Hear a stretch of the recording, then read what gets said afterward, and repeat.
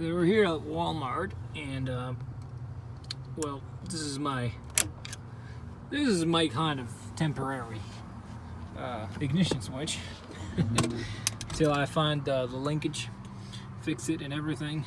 So what we have here is just when you start, everything is neutral. I started on neutral, did it on park. All right, we got to click in the starter, and we just have, so we were like here at Walmart somewhere around like midnight, and that's what happened with the project truck. So what I did first is, as I got a little bit of tools, got this, hit the starter, and nothing happened. Get a couple nice guys trying to help, so I told some of them to start it, and I'll give it a little bit of taps. Didn't work, trick didn't work. So battery's kind of weak, but when I turn on the headlights, it's working good. So if you ever have that problem, I would say if you got tools trying to spin the crankshaft. So what I'm suspecting is I got a locktop AC compressor. I really doubt that the power steering pump was locked. Completely doubt that the vacuum pump will lock, but well, you know, I guess it's gonna need a starter. I brought my other truck. I got a inline 6 in this one. It's an 89 F-150. Got it hooked up for a while and didn't have any good results. So I got a 15-16 socket from the front harmonic balancer, spun the motor. It's been pretty good. Every pulleys were loose.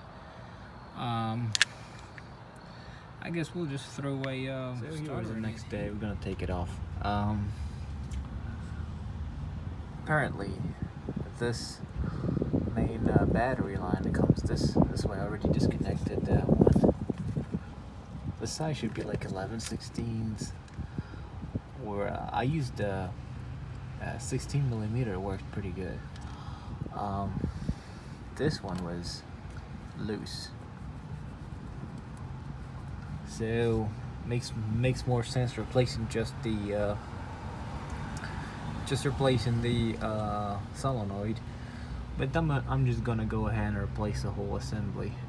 And these bolts, 3 bolts, are 1/2 inch. There's a third one up there. And what I'm gonna do is I'm gonna get an extension, and I'm gonna go slide it from the top, and should do it. Some say you can go from the top. I never done it from the top of the frame rail. You can do that. If it gets you really frustrated, just take the solenoid and you get straight access to it. I'm not gonna record this. I'm just gonna go ahead and remove it and got it replaced due to the bad conditions here or in the parking lot. I figured just giving the tip. So this is the main battery line, and if you just jump this and this, it will start it. So in case you have bad solenoid, you can test that. I'm just gonna go ahead and remove the whole thing and put new ones. And there is another signal wire, so I got it here, thin one. It goes on top. I'm not gonna touch it until I get the whole assembly off, and I'm gonna remove it. After that, it'll be like, given the upper bolt on these are so simple. These are easy. Getting the upper bolt is, as you can see here, I got a socket, and I go up here with the camera. It's a little bit hard to see.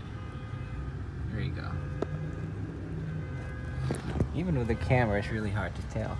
So if you go to the frame rail, and right here, this hole, round hole, that will line you up.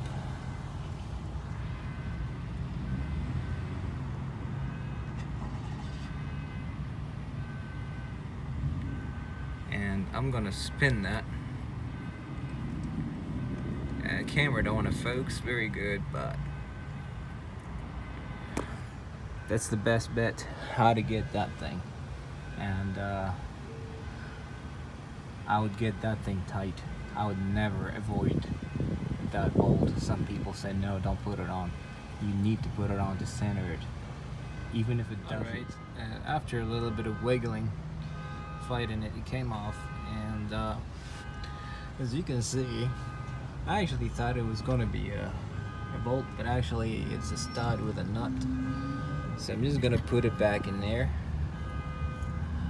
I like the idea of having a nut there. I think it's a lot better than having a bolt, because a bolt is a lot harder to line up. So that's a smart thing.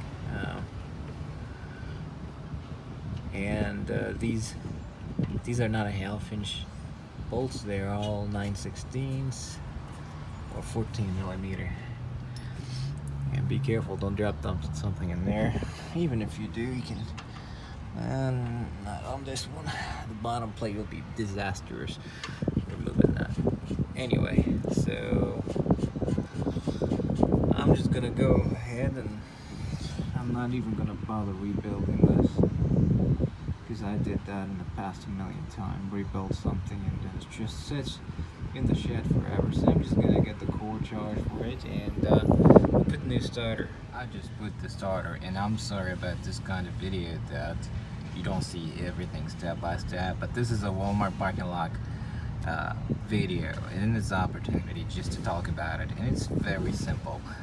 Now, I got the remanufactured from Ford, and it should be better quality. With a little bit more money, you can get it.